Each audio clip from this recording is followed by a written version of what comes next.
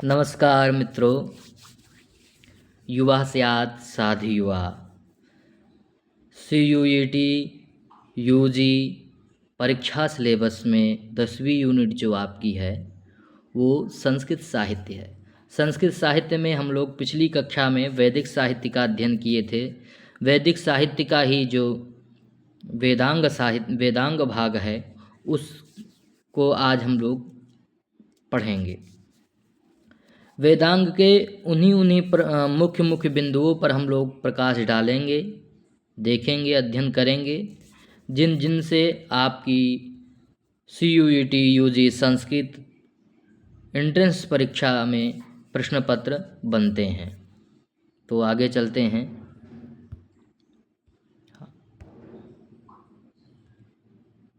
आप लोग सभी जानते होंगे हमारे 6 वेदांग हैं। वो वेदांग क्रम से क्या हैं, कैसे हैं, क्रम से उन वेदांगों का क्रम क्या है, तो वो इस श्लोक में पठित है।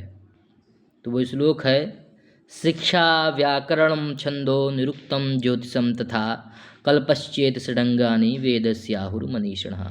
शिक्षा, व्याकरण, छंद, निरुक्त, ज्योतिष और कल्प, इन 6 भेदों से वेदांग जो है 6 प्रकार से हैं। ये आप लोगों को क्रम लगाने में परीक्षा में दे देता है। ये 2023 के CUET UG के प्रश्न पत्र में ये प्रश्न आया था कि क्रमबद्ध वेदांगों को क्रमबद्ध लगाइए। तो ये क्रमबद्ध है। जब भी आपसे क्रमबद्ध प्रश्न पत्र में पूछा जाएगा तो यही क्रम है। सर्वप्रथम शिक्षा है, व्याकरण है, छंद है, निरुक्त है, ज्योतिष है, तत्पश्चात कल्प है। तो इस श्लोक को आप लोग लिख लें और इस श्लोक को आप लोग पढ़ लें। जिस प्रकार से मानव शरीर अंग विहीन होने पर असंभव है, अंग विहीन होने पर कोई कार्य नहीं कर पाता है, उसी प्रकार से वेद ज्ञान भी बिना शिक्षा, व्याकरण, छंद, निरुक्त और ज्योतिष के वेदार्थ को भी समझना, वेद ज्ञान को भी समझना असंभव है।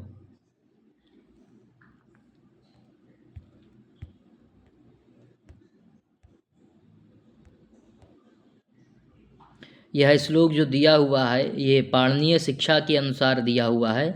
इसमें वेद पुरुष के अंग बताए गए हैं। तो छंदापादौ तु वेदस्या हस्तो कल्पोढ़ पठ्यते ज्योतिषां नयनं चक्षु निरुक्तं श्रोत्रमुच्यते शिक्षा घ्राणं तु वेदस्या मुखं व्याकरणं स्मृतं तस्मात् सांगमधीत्यैव ब्रह्मलोकमहीयते। अर्थात छंदापादौ तु वेदस्या, छंद जो है वेद पुरुष का पाद है, वेद पुरुष का हस्त जो है वो कल्प है, वेद पुरुष के नयन जो हैं, चक्षु जो है वो ज्योतिष शास्त्र है, वेद पुरुष का जो श्रोत्र है अर्थात कर्णेंद्रिय जो है, श्रोतेंद्रिय जो है वो क्या है, निरुक्त है।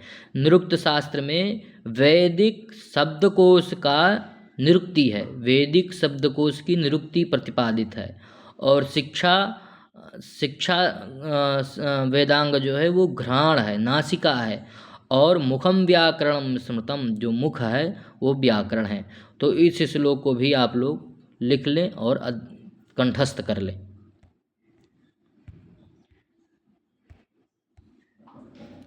सर्वप्रथम है शिक्षा। सर्वप्रथम जो वेदांग है वो है शिक्षा।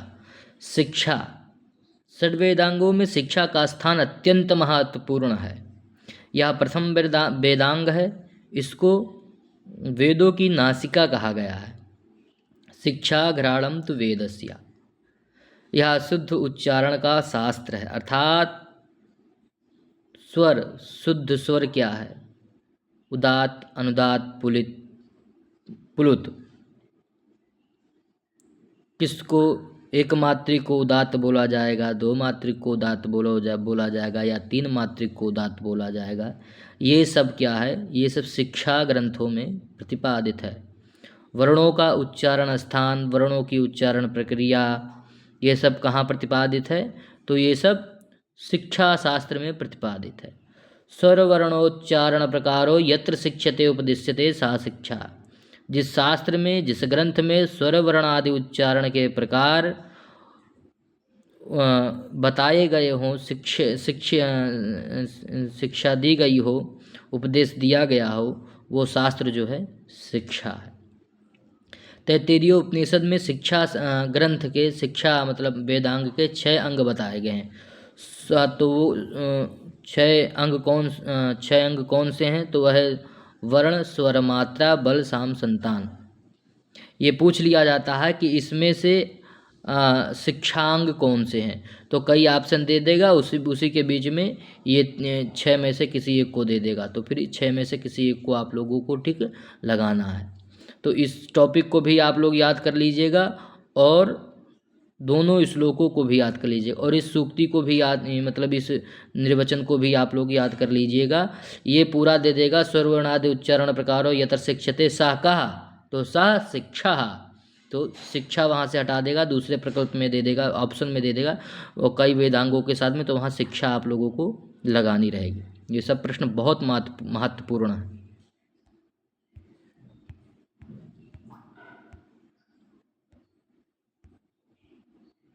शिक्षा के बाद हम लोग कल्प देखते हैं, जो कि हमारा दूसरा वेदांग है। हस्तो कल्पो ठ्यपठ्यते, अर्थात कल्प शास्त्र जो है वो हमारा हस्त है, हमारा हस्त अर्थात वेद पुरुष का हस्त है। कल्प शास्त्र में वैदिक याज्ञों का प्रतिपादन है। कल्प शास्त्र को 4 भागों में बांटा गया है, तो वो 4 भाग कौन से हैं? तो वह है श्रौत सूत्र, गृह्य सूत्र, धर्म सूत्र और शौल्ब सूत्र। कल्पसूत्र के जो अंग हैं अर्थात श्रौत, गृह्य, धर्म और शौल्ब, इन ग्रंथों को सूत्र ग्रंथ कहते हैं, अर्थात श्रौत सूत्र, गृह्य सूत्र, धर्म सूत्र और शौल्ब सूत्र। श्रौत सूत्र किसे कहते हैं? तो कहते हैं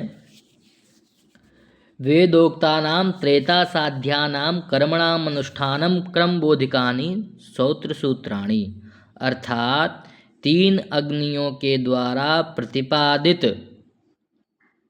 वैदिक अनुष्ठान स्मार्ताग्नि, श्रौताग्नि के द्वारा त्रेता साध्यानाम अर्थात त्रिअग्नि साध्यानाम कर्मणाम अनुष्ठानम क्रमबोधकानि सौसूत्राणि, जो अनुष्ठान का क्रम बताता है, अनुष्ठान का ज्ञान कराता है, कौन सा याग कैसे करना है, किस समय करना है, किस विधान से करना है, ऐसा नियम जिस ग्रंथ में प्रतिपादित है उस ग्रंथ को सौसूत्र कहते हैं। गृह्य सूत्र किसे कहते हैं?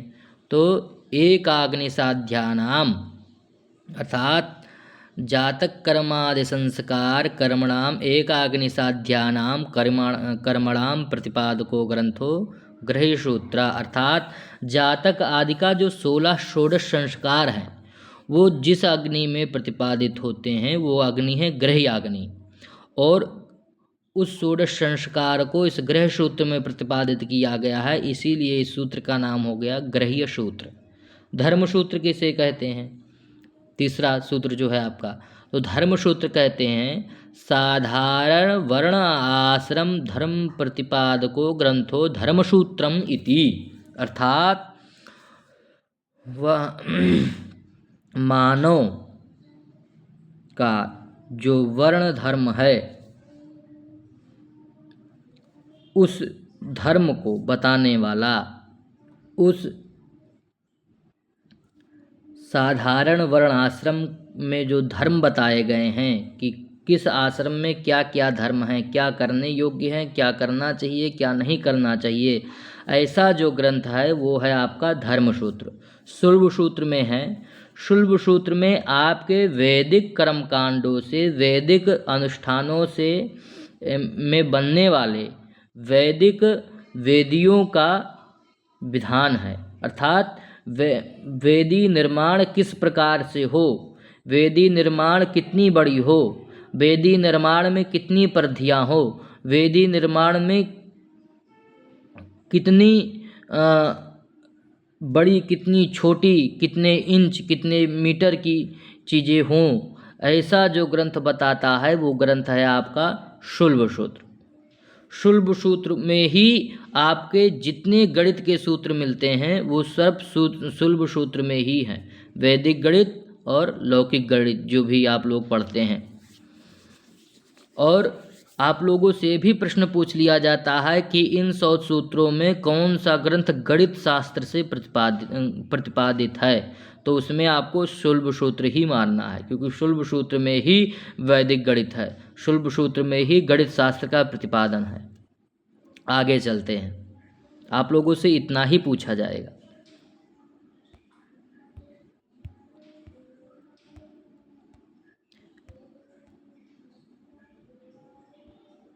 आइए मुख्य मतलब वैदिक संहिताओं का मुख्य 100 सूत्र देखते हैं जो आ सकते हैं आपकी परीक्षा में। ऋग्वेद का 100 सूत्र है आश्वायन 100 सूत्र, दूसरा है सांख्यान 100 सूत्र। सांख्यान 100 सूत्र को ही कौशितकी 100 सूत्र कहते हैं। शुक्ल यजुर्वेद का जो 100 सूत्र है वो कात्यायन 100 सूत्र है और पराशकर ग्रह्य सूत्र है।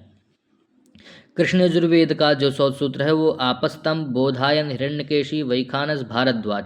इसमें आप लोगों को भारद्वाज याद रखने की चीज़ है। भारद्वाज 100 सूत्र जो है वो कृष्ण यजुर्वेद का, ये टॉपिक आप लोगों से पूछी जाती है।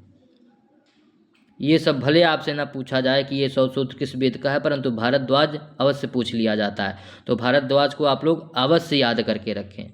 सामवेदीय जो 100 सूत्र है वो आर्षेय 100 सूत्र और लाट्यायन और द्राहयायन 100 सूत्र, ये 3 100 सूत्र आप लोगों से पूछ लिए जाते हैं। और जैमिनीय शाखा जो है वो जैमिनीय ऋषि हैं सामवेद के, तो इसलिए जैमिनीय 100 सूत्र तो आप लोगों को अपने माइंड से ही बैठा लेना चाहिए कि जैमिनीय 100 सूत्र जो है वो सामवेद का 100 सूत्र है। अब अथर्ववेद का जो 100 सूत्र है वो एक ही 100 सूत्र है, वो है वैतान 100 सूत्र। तो आप लोग 100 सूत्र देख चुके हैं। अब आगे हम लोग चलते हैं ग्रह सूत्र की तरफ। हाँ, ऋग्वेदीय जो ग्रह सूत्र है वो आश्लायन ग्रह सूत्र भी है और आश्लायन ग्रह सूत्र है और सांख्यान ग्रह सूत्र है। ऋग्वेद का जो 100 सूत्र है वही ग्रह सूत्र भी है, ये भी आप लोग ध्यान रखिए। और यजुर्वेद का 100 सूत्र जो है वो पराशकर ग्रह सूत्र है, वो आगे के स्लाइड में आप लोगों को बताया गया है। कृष्ण यजुर्वेद का जो ग्रह सूत्र है वो आप लोगों से भारद्वाज आप लोगों का 100 सूत्र है, तो ग्रह सूत्र है, ग्रह सूत्र भी होगा। और हिरण्यकेशी ग्रह सूत्र पूछ लेता है, आपस्तंभ ग्रह सूत्र पूछ लेता है और बोधायन ग्रह सूत्र पूछ लेता है। ये 4 ग्रह सूत्र जो हैं आप लोगों के, ये वेरी इंपॉर्टेंट है। इन्हीं चारों ग्रह सूत्रों में कृष्ण यजुर्वेद से प्रश्न बनते हैं। और शुक्ल यजुर्वेद का ग्रह सूत्र है वो पराशकर ग्रह सूत्र है, आप लोग से बोला ही गया है। और सामवेदीय जो ग्रह सूत्र है वो खारिद ग्रह सूत्र है, गोभिल ग्रह सूत्र है और जैमिनीय ग्रह सूत्र। हाँ, एक और लिख लीजिए, गौतम ग्रह सूत्र। गौतम ग्रह सूत्र भी जो है वो सामवेदीय ग्रह सूत्र है, जो कि सबसे प्राचीन ग्रह सूत्र है। और अथर्ववेदीय ग्रह सूत्र जो है वो कौशिक ग्रह सूत्र है। अथर्ववेद का ग्रह सूत्र जो है वो कौशिक ग्रह सूत्र है, ये आप लोग याद रखिए। आगे हम लोग धर्म सूत्र पे चलते हैं। किस पे? धर्म सूत्र पे। धर्म सूत्रों में यज्ञों का वर्णन न होकर धार्मिक आचारों तथा व्यवहारों का वर्णन प्राप्त होता है। धर्म सूत्र में ब्राह्मण, क्षत्रिय, वैश्य एवं शूद्र चारों वर्णों तथा ब्रह्मचर्य, गृहस्थाश्रम, वानप्रस्थाश्रम, संन्यास आश्रम का वर्णन किया गया है। साथ ही राजा, व्यवहार, नियम, धर्म, अधर्म, अपराध संबंधी तत्व, विवाह, उत्तराधिकारी, अंत्येष्टि, क्रिया, तपस्या, नियम आदि विषयों का समावेश है। किसमें है? तो धर्म सूत्र में है। तो ऋग्वेदीय धर्म सूत्र है वो है वशिष्ठ धर्म सूत्र और विष्णु धर्म सूत्र। विष्णु धर्म सूत्र यजुर्वेदीय भी विष्णु धर्म सूत्र यजुर्वेद में भी प्राप्त होता है। और यजुर्वेद का जो धर्म सूत्र है वो है हारित धर्मसूत्र और शंख धर्मसूत्र। और कहीं कहीं विष्णु धर्मसूत्र भी लिखा मिलता है, लेकिन आप लोगों को हारित और शंख धर्मसूत्र ही मिलेगा। कृष्ण यजुर्वेद का जो धर्मसूत्र है वो है बोधायन, आपस्तंभ और मानव धर्मसूत्र। मानव धर्मसूत्र आप लोगों से पूछ लिया जाता है कि किस वेद से संबंधित है, तो कृष्ण यजुर्वेद से संबंधित है। और सामवेदीय धर्मसूत्र है वो गौतम धर्मसूत्र है, जो कि सबसे प्राचीन धर्मसूत्र माना जाता है। और अथर्ववेदीय जो धर्मसूत्र, अथर्ववेद का धर्मसूत्र प्राप्त नहीं होता है।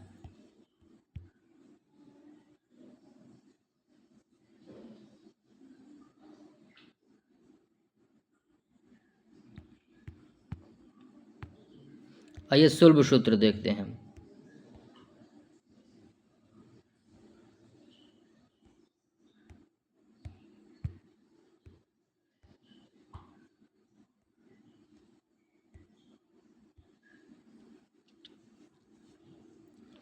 ऋग्वेद का शुल्ब सूत्र प्राप्त नहीं होता है। यजुर्वेद का शुल्ब सूत्र कात्यायन से सूत्र है और कृष्ण यजुर्वेद का मैत्रायणी, वाराह, वधूल, आपस्तंभ, बोधायन, मानव, ये शुल्ब सूत्र जो है कृष्ण यजुर्वेद के हैं। सामवेदीय और अथर्ववेदीय शुल्ब सूत्र प्राप्त नहीं होता है। ये भी आप लोग से पूछा जा सकता है कि किन किन वेदों के सूत्र नहीं प्राप्त होते हैं, तो सामवेदीय और अथर्ववेदीय। मुखम व्याकरणम स्मृतम, अर्थात मुख जो है वेद पुरुष का व्याकरण है। ये आप लोगों से पूछा जाता है। और व्याकरण के प्रयोजन 5 प्रयोजन बताए गए। तो 5 प्रयोजन क्या हैं?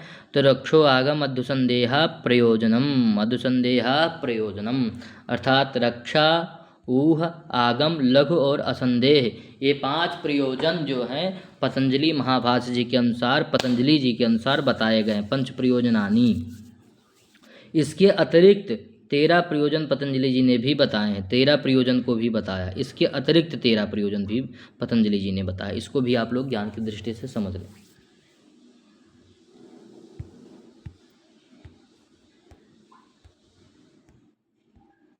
निरुक्त आप लोगों को बोला गया था। सायण ने ऋग्वेद भाष्य भूमिका में कहा है, अर्थावबोधे निरपेक्षतया पदजातकम यत्र उक्तम तद निरुक्तम, अर्थात वेदार्थ बोध के लिए स्वतंत्र रूप से कठिन शब्दों की प्रकृति प्रत्यय की कल्पना करके अर्थ निर्धारण करने वाला जो शास्त्र है वो क्या है? निरुक्त शास्त्र है। निरुक्त को वेद पुरुष के स्रोतों के रूप में स्वीकार किया गया है, अर्थात निरुक्तम सूत्रमुच्यते करणमुच्यते श्रोतेंद्रिय। वस्तुतः निरुक्त जो है वो आप रुकिए, थोड़ा सा हमको आगे करने दीजिए।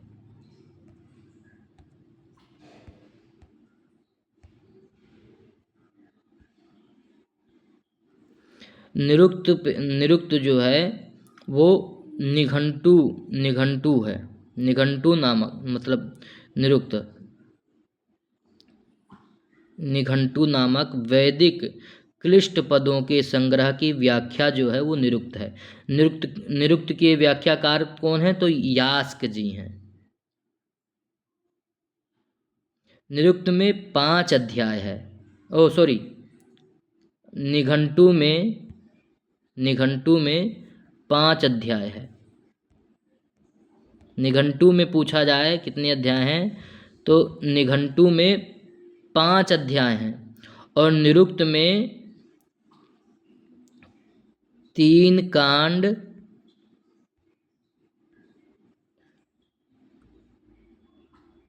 2 परिशिष्ट और 14 अध्याय हैं। निरुक्त में 3 कांड कौन कौन से हैं? तो पहला है आपका नैघंटुक कांड, जिसमें निघंटू में प्रतिपादित शब्दों की व्याख्या है, जो कि आपकी 1 से 3 अध्याय तक में है, निघंटुक कांड। और निरुक्त और दूसरा है आपका नैगम कांड। नैगम कांड आपका प्राप्त होगा कितने अध्याय में निगम कांड है? तो निगम कांड आपका है, निगम कांड आपको प्राप्त होता है, रुकिए थोड़ा सा मिस्टेक हो रहा है, ध्यान देने दीजिए। निगम कांड जो आप निघंटू कांड 1 से 3 अध्याय तक में है और निगम कांड 4 से 6 अध्याय के रूप में प्रतिपादित है, जिसे निगम कांड कहते हैं। इसमें एकार्थी और अनेकार्थी शब्दों की व्युत्पत्ति और व्याख्या है। और 7 से 12 अध्याय में 12 अध्याय को दैवत कांड कहते हैं, और इसमें दैवत कांड कहते हैं। और 13 और 14वां अध्याय जो निरुक्त का है वो परिशिष्ट है, अर्थात उसमें दार्शनिक सिद्धांतों का निर्देश है, दार्शनिक सिद्धांत बताए गए हैं।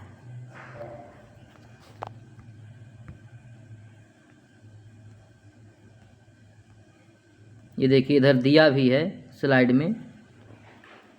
निरुक्त में कुल 14 अध्याय हैं, अंत के 2 अध्याय परिशिष्ट हैं।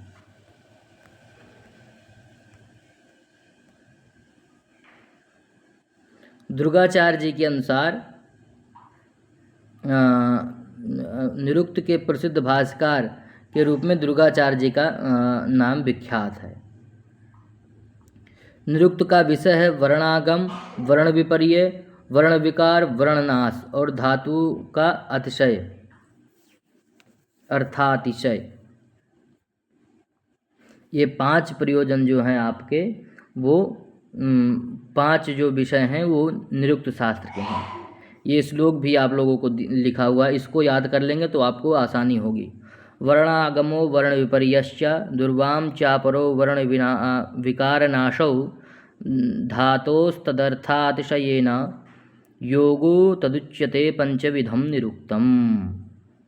तो ये आप लोगों से नहीं पूछा जाएगा, परंतु ये 14 अध्याय पूछा जाएगा कि निघंटु में कितने अध्याय हैं और निरुक्त में कितने अध्याय हैं, और निरुक्त में कांड कितने हैं। तो निरुक्त में 3 कांड हैं। कौन कौन से कांड हैं? तो निघंटुक कांड है, नैगम कांड है और दैवत कांड है।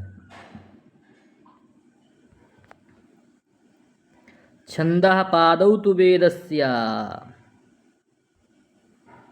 छंद जो है वो वेद पुरुष का पाद है।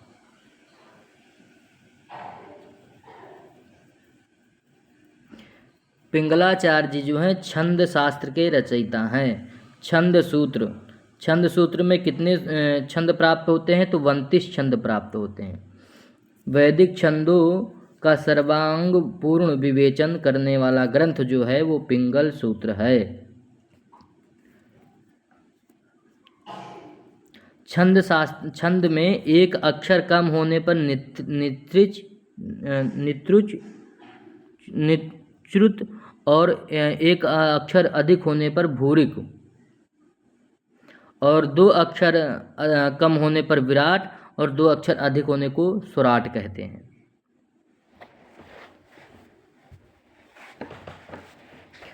गायत्री, आप लोगों के सिलेबस में छंद शास्त्र लगा है तो आप लोगों से ये प्रश्न बनेंगे और ये प्रश्न बनेंगे। वैदिक छंद आप लोगों से नहीं पूछे जाएंगे, आप लोगों से केवल लौकिक छंद पूछे जाएंगे, मंदाक्रांता, उपजाति, अनुष्टुप इत्यादि, जिसे आप लोगों को आगामी कक्षा में पढ़ाया जाएगा, विस्तार रूप से पढ़ाया जाएगा।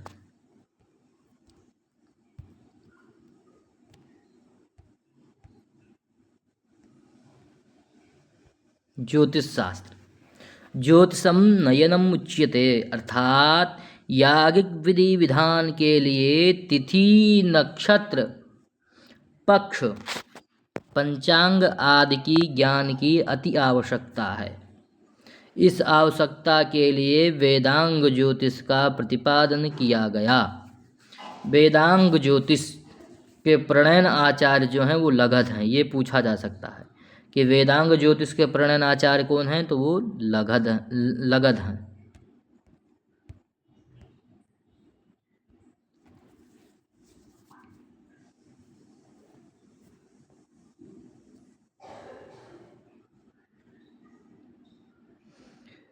वेदांग ज्योतिष में ज्योतिष को वेद का सर्वोत्तम अंग स्वीकार किया गया है।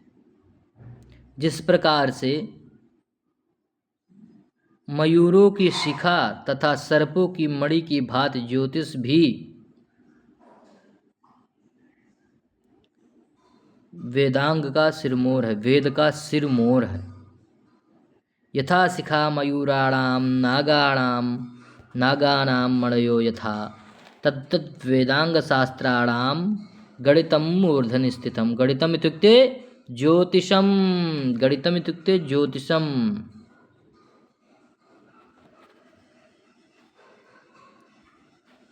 हाँ, यहाँ पर आप लोगों को ये बात ध्यान देने वाली है कि कौन सा वेदांग गणित से संबंध रखता है। तो जब वेदांग की बात आए तब वो होगा ज्योतिष, और कौन सा कल्प, कल्प मतलब वेदांग में कौन सा सूत्र जो है गणित से संबंध रखता है, तो शुल्ब सूत्र गणित से संबंध रखता है। शुल्ब सूत्र वेदांगों का अंग है एक हिसाब से, अर्थात वेद के अंग हुआ कल्प, और वो कल्प का भी एक अंग है, कल्प का ही एक भाग है। तो कल्प में आप लोगों से प्रश्न बनेंगे कि कौन से कल्प शास्त्र में कौन से सूत्र में गणित शास्त्र का विवेचन है, या कौन सा सूत्र गणित शास्त्र से संबंध रखता है। ये प्रश्न आपके बनेंगे तो शुल्ब सूत्र लगाना है। और अगर ये बने कि कौन सा वेदांग गणित शास्त्र से संबंध रखता है, तो ज्योतिषम नयनम चक्षुमुच्यते।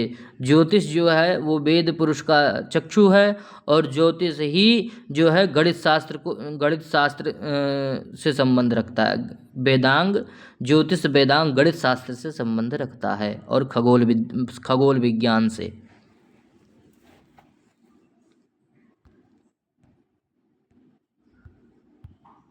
आगे आज की वेदांग की कक्षा संक्षिप्त में, और जितने प्रश्न बन सकते हैं वेदांग से उन सभी प्रश्नों पर आज चर्चा की गई। और आप लोगों की छंद जो आप लोगों के यूनिट में लगा हुआ है, शायद 5वीं की 6वीं यूनिट आपकी छंद है, जिसमें लौकिक छंद प्रतिपादित हैं। लौकिक छंद की टॉपिक उसमें बताई गई है। उसकी कक्षा हमारी आगामी दिनों में चलेगी, जिसका आप लोगों को तैयारी कराया जाएगा। धन्यवाद। जय सिया राम।